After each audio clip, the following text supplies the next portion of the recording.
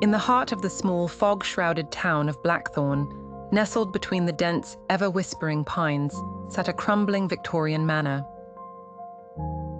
Inside this haunting house was a doll, a ragged porcelain figure with eyes that glittered unnaturally under the pitch-black night. This doll, known as Eleanora, was infamous in the town for reasons no one dared speak of openly.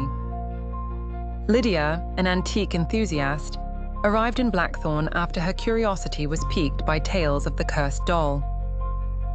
Driven by a fascination with the arcane secrets of the past, she found herself at the doorstep of the Rutherford estate, the manor's off-hinged front door bemoaning her arrival with an eerie creak.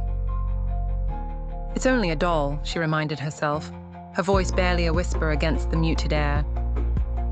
The manor, in its decay, smelled of damp wood and ancient dust, a scent that seemed to cling to Lydia's clothes as she ventured inside. Her footsteps echoed through the empty halls until she reached the parlor where Eleanora sat, primly placed on a faded ottoman. The room was dim, the only light a flickering candle that cast long shadows, bringing to life the embroidered tapestry on the walls. Lydia approached cautiously, her eyes fixed on the doll. Eleanora's glassy eyes seemed to follow her, betraying a presence that sent chills down her spine. She tentatively reached out, her fingers grazing the cold, porcelain cheek. As if on cue, the candle flickered violently. The shadows danced more feverishly, twisting unnaturally around the room. Lydia drew her hand back, startled, half expecting the doll to leap into action. Determined to unravel the mystery, Lydia decided to spend the night in the manor. She set up a small camp in the adjacent library, where the scent of old books blended with the perfume of night jasmines creeping through the broken windows.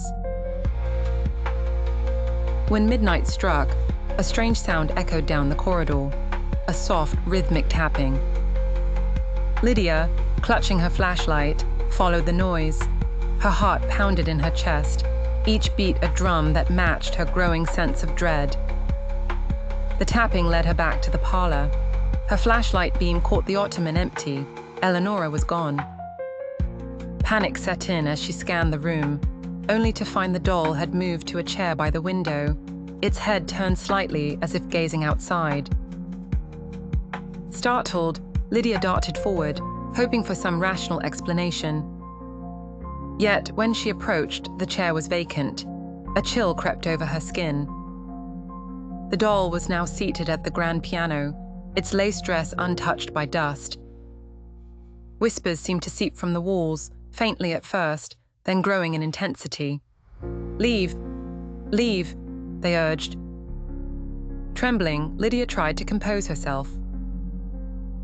Realizing the danger, she decided to leave the manor at first light. As she turned to gather her belongings, she stopped cold. A hissing, unnerving laugh filled the room. Eleanora sat on the bookshelf now, her head cocked to one side as if mocking Lydia.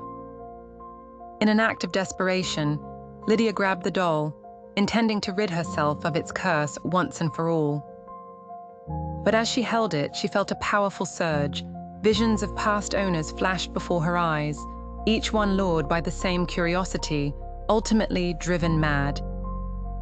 She let out a cry, dropping the doll. It shattered into fine porcelain pieces, each fragment seeming to wail as they hit the ground. But the whispers did not cease. Lydia, frozen in terror, watched as the pieces began to stir on their own, slowly reforming under an unseen force. Understanding the doom impending, Lydia fled the manor, never looking back.